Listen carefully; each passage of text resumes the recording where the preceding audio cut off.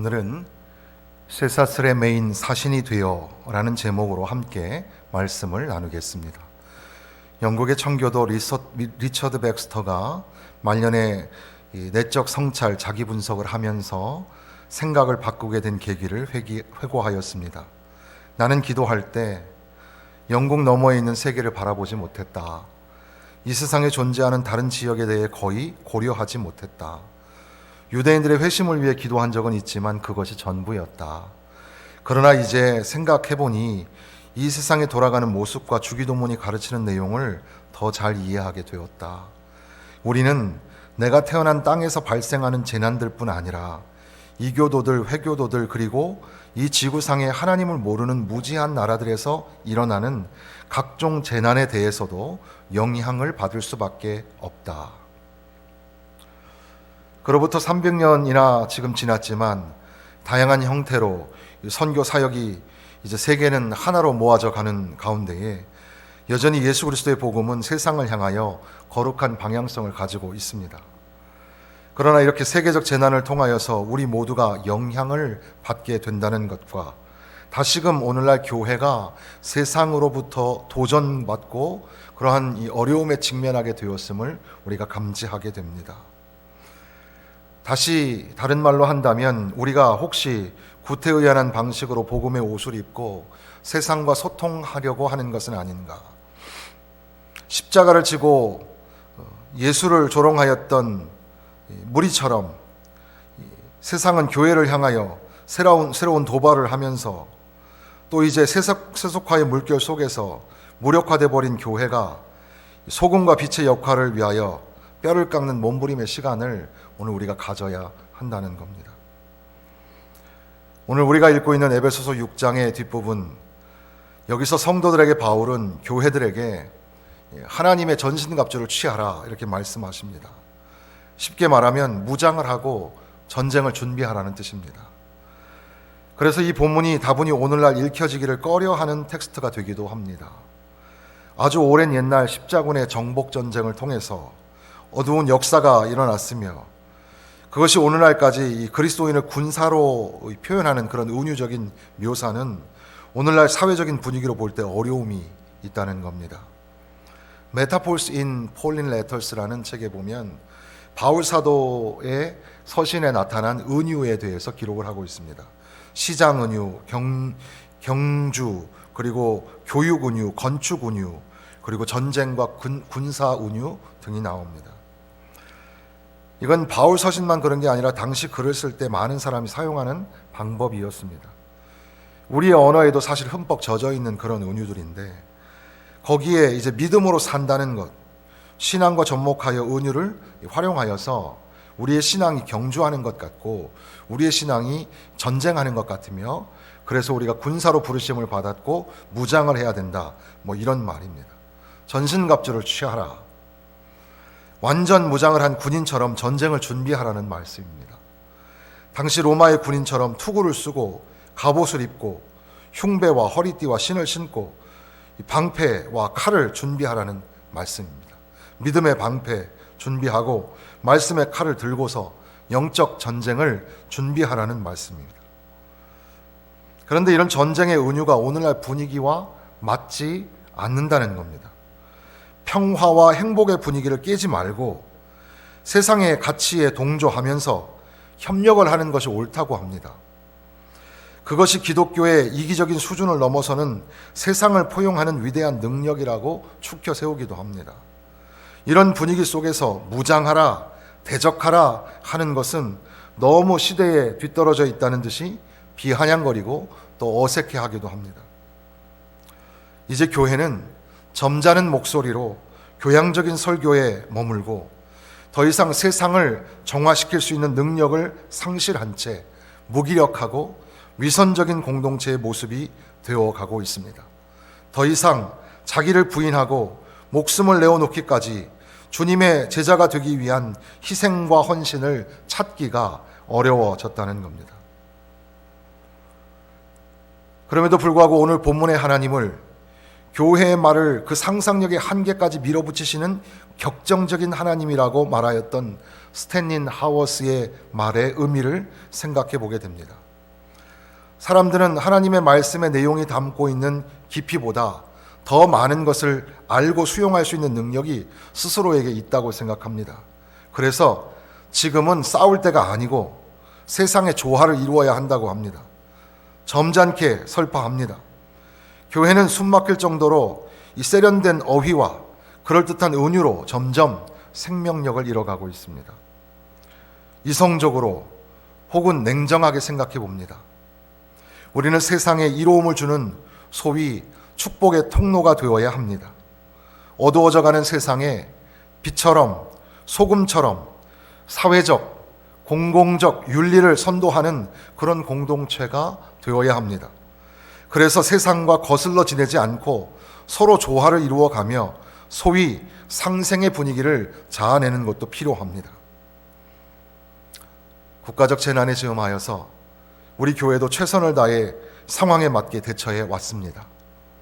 지난 2달여 기간은 과연 가슴 졸이는 긴장의 순간이었습니다. 거기에 신속하면서도 적극적으로 그리고 신앙에 위배되지 않게, 그러니까 교회답게 처신하기 위하여 최선을 다했습니다. 마치 교회가 바이러스의 온상이며 방역의 구멍인 양 얘기할 때도 묵묵히 keep calm and carry on이라는 말이 있는 것처럼, 이 말은 원래 2차 대전이 발발할 때 영국이 이제 며칠 후면 공습이 시작될 텐데 시민들이 두려워할까 봐 그들에게 내렸던 정부의 공지였습니다. 그것이 유행이 되고 그 종이가 발견된 이후로 오늘날에는 여러 문구로 상표로 발전이 되어서 keep calm, carry on, 묵묵히 수행하라, 이 정도로 번역할 수 있을 텐데, 오늘 우리들도 여러 가지 얘기에도 불구하고 묵묵히 교회가 해야 할 대사회적 책임을 다하기 위하여서 우리는 막중한 희생을 감수하면서 감당을 했습니다. 그리고 그런 연속선상에서 이제 앞으로 2주간에는 국가나 정부가 통제하고 지도하여서가 아니라 더 이상 바이러스가 확산되지 않도록 온 나라가 힘을 합하여 방역 조치를 하기에 2주간 우리도 실시간 생방송 중계를 통해서 가정 예배로 전환하는 특수한 상황이 벌어지게 된 겁니다. 혼밥족이 늘어나고 이것은 더 이상 청년들의 문화가 아니라 모든 사람들에게 나홀로라는 문화가 자리를 잡아가고 있는 즈음에 공동체로 모여서 서로 교제하고 기도하고 위로하고 더불어 살아가는 삶과 예배에 대하여 점점 더 냉소적인 사고와 문화가 늘어나게 될 것은 불보듯 뻔한 일입니다. 그럼에도 불구하고 안식일에 병자를 고치시며 그날의 주인으로 오신 예수님을 바라보면서 생명을 구하는 것도 교회에게 위임하신 사역이라고, 그래서 맡겨진 일에 최선을 다하고자 우리는 준비한 겁니다. 칼빈이나 루터가 당시에 전염병에 대하여서 미신적인 대응을 하였던 교회들에 반하여서 약을 사라, 방역을 해라, 거리를 두어라, 나와 나의 무지로 인하여서 다른 사람들을 힘들게 해서는 안 된다, 그런 가르침을 주었던 것처럼 오늘 우리도 이렇게 세계적인 재난 앞에 교회적 사명을 하고자 하는 것입니다. 그러나 참으로 두렵고 마음이 아픈 것은 교회가 국가의 통제를 받거나 사회적 여론의 눈치를 보면서 어두워 죽어가는 세상을 향하여 어찌 가르칠 수 있으며 선도할 수 있으며 생명과 진리의 길로 인도하실까, 그것이 참 마음이 아픕니다. 종교는 아편이라고 하였던 고대 사회주의 이론처럼 필요할 때는 적당히 사용하고 불편할 때는 밀쳐내는 그런 세상의 이 세속적 세계관 속에서 여전히 무기력한 모습으로 서 있을까 봐 걱정이 됩니다. 초대교회가 그랬던 것처럼 오늘 우리는 또 다른 측면의 전쟁의 측면에 있습니다.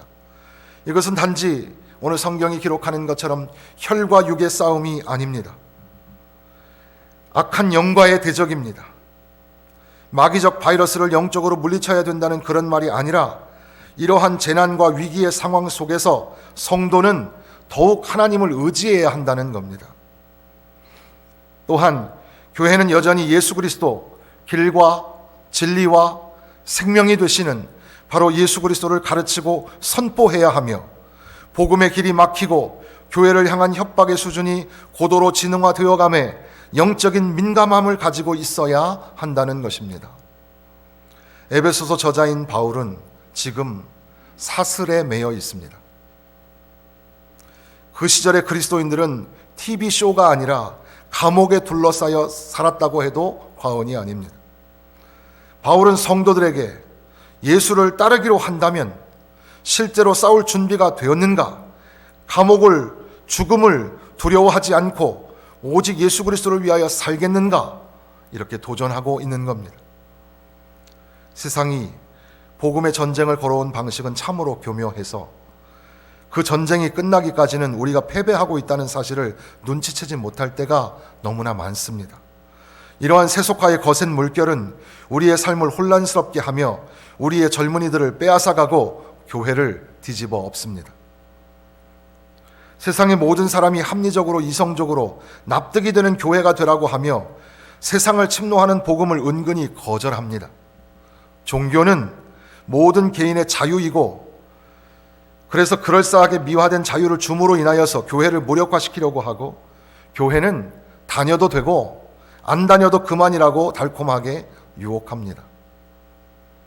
우리 인간을 비롯한 모든 세상은 하나님이 창조하시고 주께서 다스리는 것을 믿어야 합니다. 그런데 인간이 세상의 주인이며 우리 인간 역시 우연한 존재라는 그런 사회적 분위기가 자리를 잡습니다. 마치 인간 존중을 설득하는 것 같지만, 그러나 오히려 사람도, 아니 하나님도 무시하고 불신하려는 의식이 숨어 있을 수 있습니다. 진보와 보수가 연합전선을 구속하여서 자기의 세력을 확장하고자 하는 정말 기가 막히지만 웃을 수도 없는 이런 정치인들의 모습을 보면서, 그러면 교회는 진보인가 보수인가 생각해 보았습니다. 교회는 세상에 맹목적으로 순종하거나 따라가지 않습니다. 진리의 말씀에 어긋나면 세상에 저항합니다. 깨트리고 부서지며 새롭게 되어갑니다. 그런 의미에서 교회는 진보입니다. 그러나 교회는 세상이 아무리 바꾸라고 해도 진리의 말씀을 수호하는 일에는 보수입니다. 세상과 소통하지 않고 고집불통으로 억지 주장을 하는 그런 보수가 아니라, 교회는 교회다워야 한다는 것, 성도는 성도다워야 한다는 것에서는 양보할 수 없습니다. 모두가 다 좋은 게 좋은 거지라고 아무리 설득해도 양보하거나 뒤로 물러설 수 없는 신앙에 있어서 교회는 보수입니다. 진보냐 자유냐, 여기에 마음을 쓰거나 시간을 쓸 정도로 우리가 여유롭지는 않습니다. 우리의 관심은 진리냐 아니면 거짓이냐, 생명이냐 아니면 죽음이냐에 있습니다. 비록 쇠사슬에 매여 있음에도 복음의 비밀을 담대히 전하기를 부탁하였던 바울처럼, 오늘 우리의 사명도 다시금 생명이요 진리가 되시는 예수 그리스도, 복음을 전파하기 위하여 교회가 교회되기를 갈망해야 합니다. 쇠사슬에 매여 감옥에 갇힌 바울, 우리도 어찌 보면 세속화의 분위기라는 굴로 속에 갇혀서 옴짝달싹 못하며 세상의 눈치를 보며 성도라는 이름을 감추고 교회의 사명을 포기한 채 뒷걸음질만 치고 있는 것은 아닌지 진지하게 고민해야 합니다.